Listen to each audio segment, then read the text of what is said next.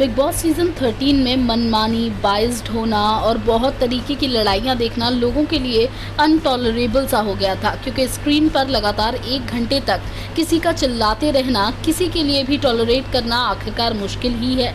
लेकिन सीजन 14 से ये एक्सपेक्टेशन नहीं थी, इसलिए कुछ सॉर्टेड तो कुछ उलझे हुए लोगों को एज अ सीनियर घर के अंदर भेजा गया, जिसमें सिद्धार्थ, गौहर और हिना का नाम शामिल है।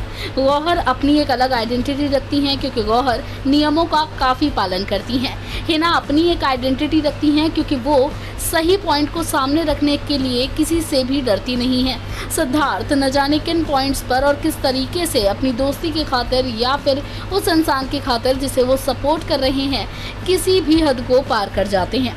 इसीलिए बिग बॉस सीजन 14 को पसंद भी किया जा रहा है, लेकिन उम्मीद की जा रही थी कि शायद 13 में सिद्धार्थ से जो कुछ गलतियां हुई थी उन्हें वो 14 में दोहराते नजर नहीं आएंगे। मगर कुछ सीन्स को देखकर यही लगता है कि सिद्धार्थ अभी तक खुद को किसी भी चीज़ में गलत मानने के लिए तैयार ही नहीं है। कुछ ऐसा ही बताता है आज का प्रोमो भी, जिसमें हमने देखा निक्की और जैस्मिन के लिए गौहर और हिना एक तरफ तो दूसरी तरफ सिद्धार्थ शुक्ला। लेकिन यहाँ पर हिना खामोश नहीं रही।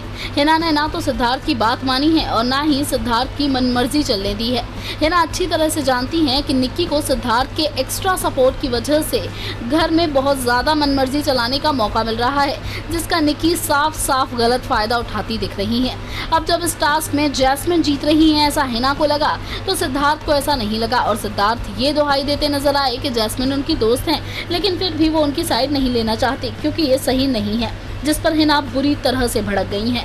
अब इसमें कौन सही है, कौन गलत है और किसको जीत मिलेगी, किसको हार मिलेगी, ये आज रात का एपिसोड बताएगा। लेकिन फिलहाल फैंस के कमेंट्स के ज़रिए ये ज़रूर पता चल रहा है कि हिना सही है और ये पर्दे के इस पार दिख भी रहा है।